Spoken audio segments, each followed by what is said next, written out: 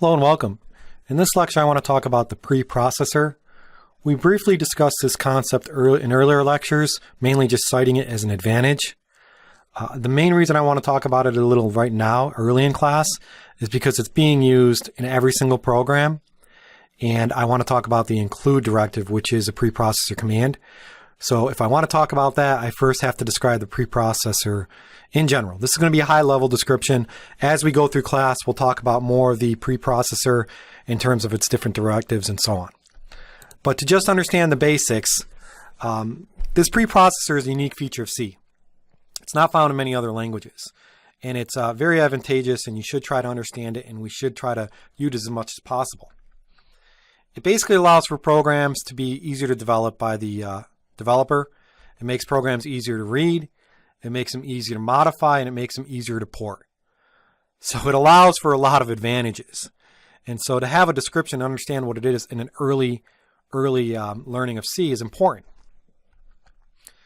It's part of the C compilation process, but it's recognized as special statements. And just like it says preprocessor in the name, it implies that something's going on before you process the code. So it analyzes certain statements in your code before it actually analyzes the program itself. It does things before it compiles, essentially. So it's telling your compiler that, hey, before you actually convert any of this code, before you generate the object files, before you generate and do all the linking and generate the executable, first do this. Okay, and so because you do this stuff before you compile, you can optimize things and you can make things a lot easier. Now, you'll often have these preprocessor commands at the very top of your source code, but they can be anywhere. They can be anywhere interspersed throughout your code. One of the big ones that we're going to talk about is the include. So the way that you can identify preprocessor statements in your source code is they have a pound sign before them. So they have that number pound sign. And that has to be the first non-space character on the line in order to be a preprocessor command, also known as a preprocessor directive. Now, as I mentioned, our first challenge actually used a preprocessor directive. It was the include directive. We know it's a preprocessor directive because we saw the pound symbol. We don't exactly know what the include does. We'll talk about that in another lecture, but it is a preprocessor command. It is a preprocessor directive.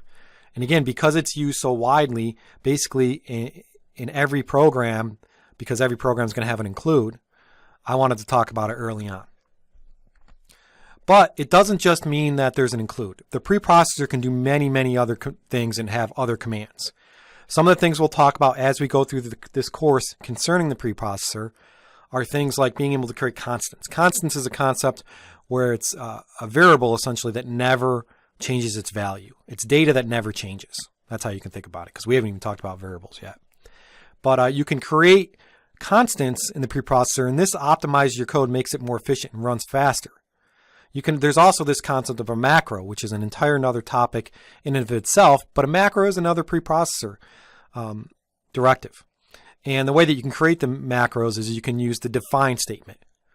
And so we'll talk about the define, we'll talk about creating constants, but you should be familiar with this preprocessor concept and utilizing these different things like include, define, constant. Include, we'll talk about specifically in the next lecture, but a benefit of this is that you can create your own library files. And we talked about what a library is, right? A library is just reusing existing code. So it's code that you don't have to write. The C programming languages comes with its own standard library that does many things for you, like display output to the console, read and write files, handle streams, all sorts of different things. Again, similar, if you're familiar with Java, similar to importing Java APIs, application programming interfaces. Other examples of a preprocessor directive would be conditional things like the if-def, the end-if, the else, or the if not defined statements. And we'll talk about those in more detail as well. But all of these preprocessor directives help with the efficiency of the code. And they run before the compiler actually runs. It's run before any code is generated, any object files or executable files. But we'll cover all this in much more details in future lectures. I wanted to give you a little taste of it beforehand because we need to understand it before we can understand what we're doing with the include statement, which is what we're going to talk about next. Thank you.